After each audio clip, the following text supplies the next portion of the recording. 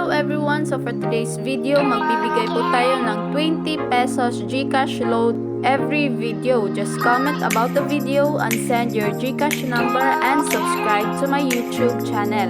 So pipili po ako ng random comments via YouTube comment picker and winners will be announced on my next video. So good luck!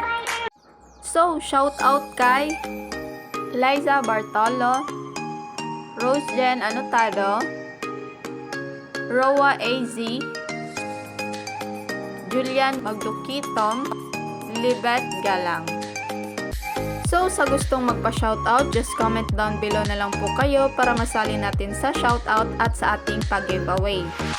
So eto po yung nanalo ng 20 pesos GCash load giveaway. So ang nanalo po ay si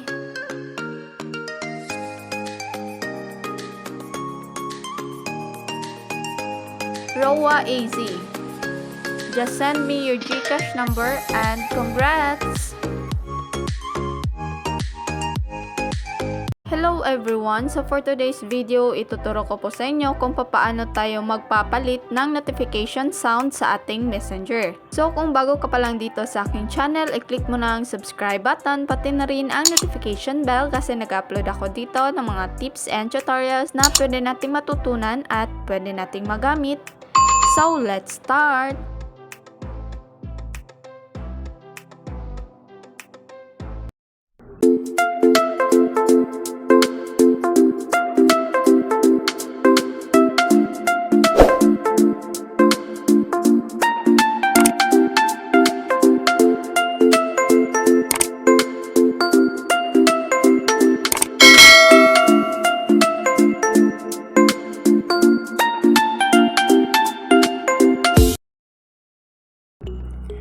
So, ang una po natin gagawin ay pumunta tayo sa ating messenger. I-click lang natin tong profile picture sa taas.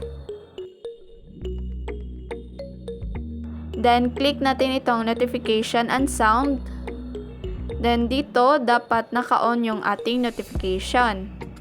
So, kung gusto mo siyang i-mute, hindi ka makakatanggap ng notification galing sa messenger. So, kapag i-click natin ito, lalabas ito. Pwede kang mamili kung anong oras gusto mong i-mute. Meron ditong 15 minutes, for 1 hour, for 8 hours, 24 hours, or until 5:30 AM. So, in our tutorials, is hindi tayo mag-mute. So, i-cancel lang natin to. So, pumunta lang tayo dito sa ringtone. So, eto. So, dito madami tayong pagpipilian. So, itong notification na to ay maririnig mo once may nag-video call sa messenger mo. So, mamimili lang tayo dito. So, ayan.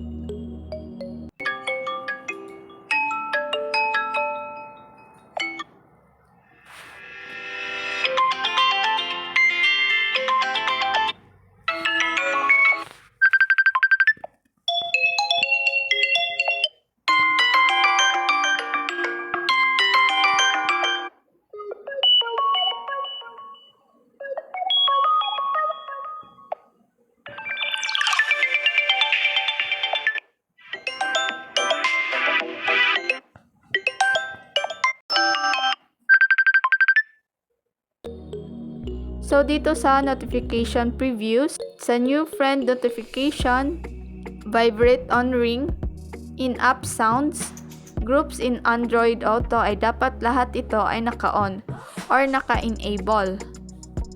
Then, after naka-on na lahat, pumunta tayo sa customize notification. So, dito, sa show notification, dapat din naka-on ito para makita or mag-appear yung notification sa chat message and also sa call. So, kung naka-off ito, hindi magno-notify na may tumatawag pala sa iyo via video call. Then, i-click natin tong default. So, ayan, meron ditong pop on screen, sound, vibration, override, do not disturb, additional settings in the app.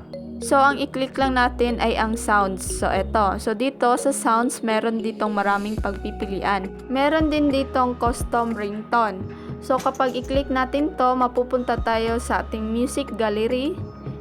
Then dito, pwede kang mamili ng mga music mo na meron ka.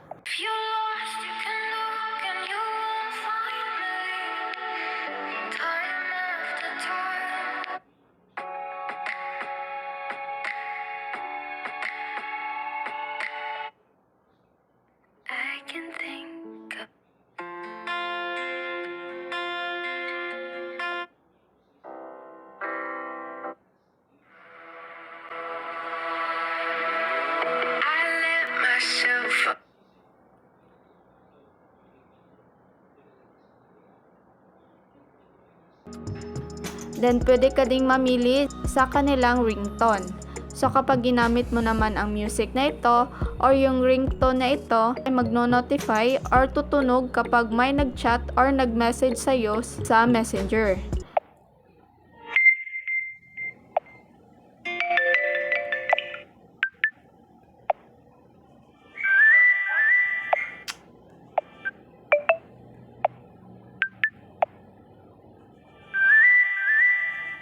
So, ayan, ito yung napili ko. So, try natin gamitin yung bagong notification sound sa Messenger. So, ito yung notification sound sa Messenger ko kapag merong tumawag or nag-video call sa akin.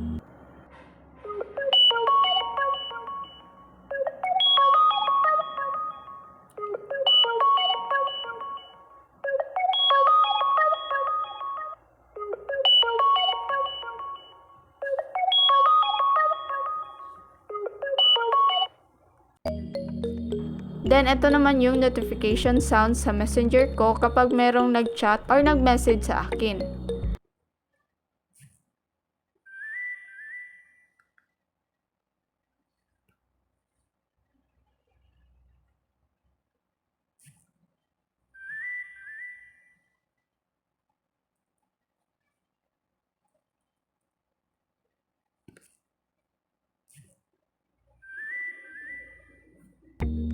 So, ganyan lang po kadali magpalit ng bagong ringtone or notification sound sa ating Messenger.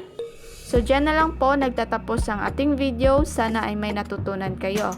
So, kung nagustuhan nyo ang aking video, please don't forget to like, share, comment, and subscribe for more tips and tutorials. Thank you for watching. God bless and bye-bye!